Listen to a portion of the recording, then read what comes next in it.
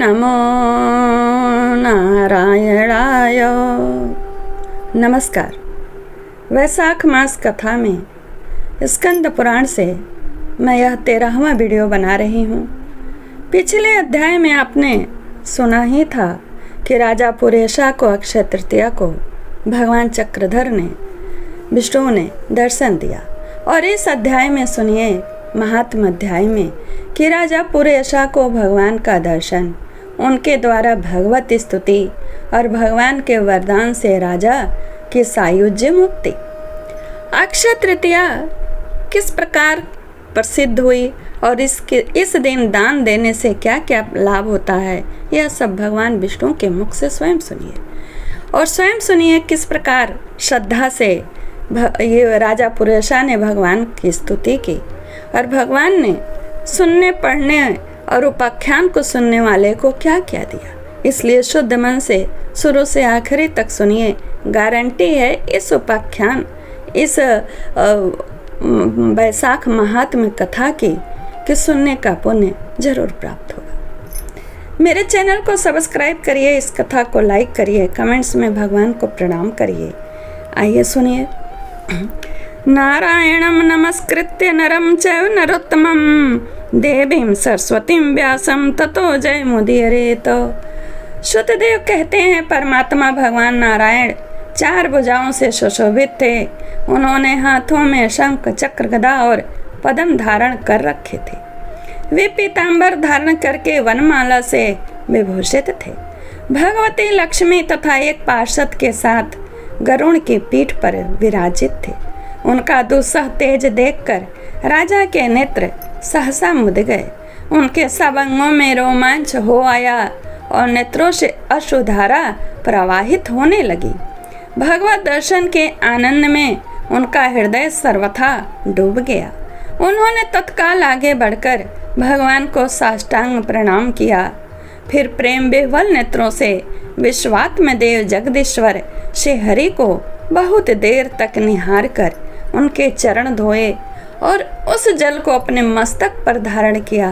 उन्हीं चरणों की धोवन रूपा श्री गंगा जी ब्रह्मा सहित तीनों लोकों को पवित्र करती हैं।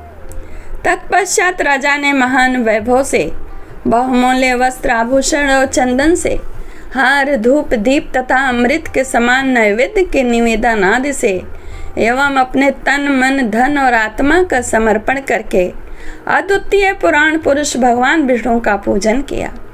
पूजा के बाद इस प्रकार स्तुति की, जो निर्गुण निरंजन एवं प्रजापतियों के भी अधीश्वर हैं, ब्रह्मा आदि संपूर्ण देवता जिनकी वंदना करते रहते हैं, उन परम पुरुष भगवान श्री हरि को मैं प्रणाम करता हूँ। शरणागतों की पाप राशि का नाश करने वाले आपके चरणारविंदों को परिपक्व योग वाले योगियों ने जो अपने हृदय में धारण किया है, यह उनके लिए बड़े सौभाग्य की बात है। बढ़ी हुई भक्ति के द्वारा अपने अंतःकरण तथा जीव भाव को भी आपके चरणों में ही चढ़ा कर वे योगी जन उन चरणों के चिंतन मात्र से आपके धाम को प्राप्त हुए हैं। विचित्र कर्म करने वाले आप स्वतंत्र परमेश्वर को मेरा नमस्कार है। साधु पुरुषों पर अनुग्रह करने वाले आप परमात्मा को प्रणाम है। प्रभु, आपकी माया से मोहित होकर मैं स्त्री और धन रूपी विषयों में ही भटकता रहता हूँ। अनर्थ में ही मेरी अर्थ दृष्टि हो गई थी। प्रभु, विश्वमूर्ति, जब जीव पर आप अनंत शक्ति परमेश्वर की कृपा होती है, तभी उसे महापुरुषों का संग प्राप्त होता है, जिससे यह संसार समुद्र गोपत के समान हो जाता है। ईश्वर जब सत्संग मिलता है, तभी आप में मन तथा बुद्धि का अनुराग होता है। मेरा समस्त राज्य तो मुझसे छिन गया था, वह भी आपका मुझ पर महान अनुग्रह ही हुआ था, ऐसा मैं मानता हूँ। मैं न तो राज्य चाहता हूँ, न पुत्र आदि की इच्छा रखता हूँ, और न कोष की ही अभिलाषा करता हूँ। अपितु मुनियों द्वारा ध्यान करने योग्य जो आपके आराधनीय चरणारविंद हैं, उन्हीं का नित्य सेवन करना चाहता हूँ। देवेश्वर, जगन निवास मुझ पर प्रसन्न हुई है। जिससे आपके चरण कमलों की स्मृति बराबर बनी रहे तथा स्त्री पुत्र खजाना एवं आत्मीय कहे जाने वाले सब पदार्थों में जो मेरी आसक्ति है वह सदा के लिए दूर हो जाए।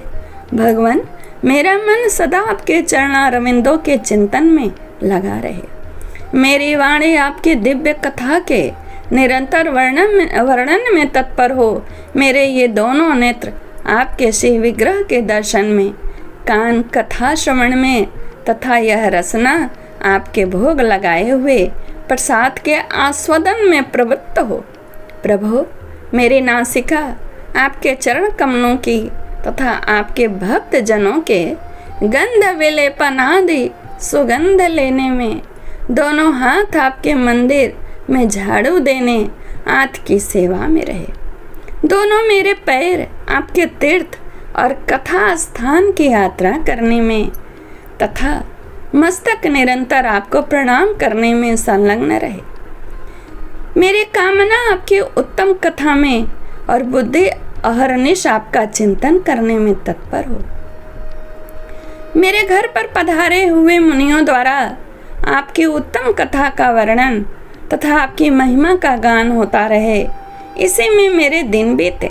विष्णु, एक क्षण तथा आधे पल के लिए भी ऐसा प्रसंग न उपस्थित हो जो आपकी चर्चा से रहित हो। हरे, मैं परमेष्ठी ब्रह्मा का पद, भूतल का चक्रवर्ती राज्य और मोक्ष भी नहीं चाहता, केवल आपके चरणों की निरंतर सेवा चाहता हूँ, जिसके लिए लक्ष्मी जी तथा ब्रह्मा शंकर आदि देवता भी सदा प्रार्थना किया करते हैं।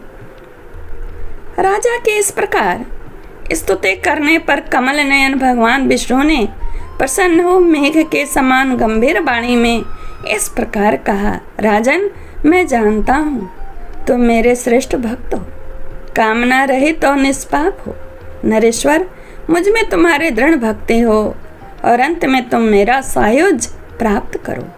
तुम्हारे द्वारा किए हुए इस स्तोत्र से इस पृथ्वी पर जो लोग स्तुति करेंगे उनके ऊपर संतुष्ट हो मैं उन्हें भोग और मोक्ष प्रदान करूंगा।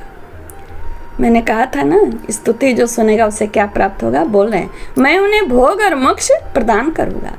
यह अक्षय तृतीया इस पृथ्वी पर प्रसिद्ध होगी, जिसमें भोग और मोक्ष प्रदान करने वाला मैं तुम्हारे ऊपर प्रसन्न हुआ हूँ। जो मनुष्य स्थिति को किसी भी बहाने से अथवा स्वभाव से स्नान दान आदि क्रियाएं करते हैं, वे मेरे अविनाशी पद को प्राप्त होते हैं। जो मनुष्य पितरों के उद्देश्य से अक्षय तृतीया को श्राद्ध करते हैं, उनका किया हुआ वह श्राद्ध अक्षय होता है। स्थिति में थोड़ा सा भी जो पुण्य किया जाता है उसका फल अक्षय होता है। निपश्रेष्ठ जो कुटुंब में ब्राह्मण को गाय दान करता है, उसके हाथ में सब संपत्तियों की वर्षा करने वाली भुक्ति और मुक्ति भी आ जाती है। जो वैशाख मास में मेरा प्रिय करने वाले धर्मों का अनुष्ठान करता है, उसके जन्म मृत्यु जरा भय और पाप को मैं हर लेता हूँ। अनग, यह वैशाख मास मेरे चरण चिंतन की ही भांति ऐसे सहस्त्र पापों को हर लेता है, जिनके लिए शास्त्रों में कोई प्रायश्चित भी नहीं मिलता। उनका वो भी पाप नष्ट हो जाते हैं। राजा को यह वरदान देकर देवाधिदेव भगवान जनार्दन सबके देखते देखते वही अंतर्धान हो गए। तदंतर राजा पुरेशा सदा भगवान में ही मन लगाए हुए उन्हीं की सेवा में तत्पर रहकर इस पृथ्वी का पालन करने लगे। देव दुर्लभ समस्त मनोरथों का उपभोग करके अंत में उन्होंने चक्रधारी भगवान विष्णु का सायुज्य प्राप्त कर लिया। जो इस उत्तम उपाख्यान को सुनते और सुनाते हैं, वे सब पापों से मुक्त हो भगवान विष्णु के परम पद को प्राप्त होते हैं और भोग और मोक्ष भी प्राप्त होते हैं। बीच में बताया है भगवान ने। यह उपाख्यान यहीं पर पूर्ण होता है। आप सबको मेरा नमस्कार। ओम नमो भगवते वासुदेवाय। ओम नमो भगवते वासुदेवाय। नमस्कार, जय श्री कृष्णा। प्लीज हमारे चैनल को सब्सक्राइब करें। इस कथा को आप लाइक करें, कमेंट्स में भगवान को प्रणाम करें, शेयर करें और जो आपकी श्रद्धा हो वह लिखिए। नमस्कार, धन्यवाद। यहाँ तक जिन लोगों ने भी सुना होगा, भगवान जरूर उनकी इच्छाएं पूर्ण करेंगे। हम सबकी इच्छाएं पूर्ण करें, हम सब पर वैशाख मास महात्म्य भगवान हरि की कृपा बनी रहे। नमस्कार।